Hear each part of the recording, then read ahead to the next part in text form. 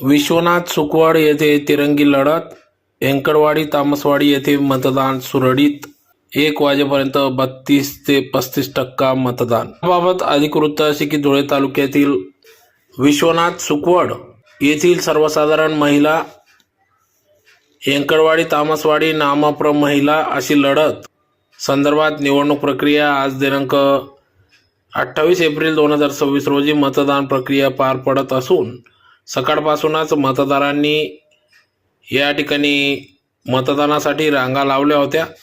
तर अतिशय चुरशीची लढत विश्वनाथ सुकवड येथे पाहण्यास मिळत असून या ठिकाणी सरपंच पदाच्या उमेदवार सुनंदाबाई दगा पाटील हे सिलेंडर या चिन्हावर उमेदवारी करीत असून त्याचबरोबर त्यांच्या विरोधात विकास पॅनलचे तथा सामाजिक कार्यकर्ते माजी उपसरपंच दुर्योधन धर्म पाटील यांच्या पत्नी सौ माया दुर्योधन पाटील हे कब्बच्ची या चिन्हावर उमेदवारी करत असून त्याचबरोबर तिसरे उमेदवार सतीश भामरे यांच्या धर्मपत्नी सौ सुवर्णा सतीश भामरे या मका या चिन्हावर परिवर्तन पॅनलच्या माध्यमातून निवडणूक लढवित असून अशी तिरंगी लढत विश्वनाथ सुकवड या ठिकाणी पाहावयास मिळत असून सकाळपासूनच मतदारांनी उदंड असा प्रतिसाद मतदारांचा दिसून आला.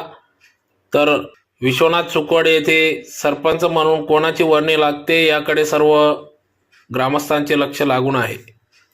त्याचबरोबर हेंकडवाडी तामसवाडी या ठिकाणी देखील मतदान प्रक्रिया पार पडत असून मतदारांनी आपला मतदानाचा हक्क बजावला. यावेळी पोलीस प्रशासन, निवडणूक अधिकारी, कर्मचारी उपस्थित होते. मी दुर्योधन धर्मा पाटील, राहणार विश्वनाथ. आज मौजे विश्वनाथ व सुकवड पोटनिवडणूक आहे. या दरम्यान अत्यंत चुरशीची लढत 3 उमेदवारांमध्ये लागलेली आहे.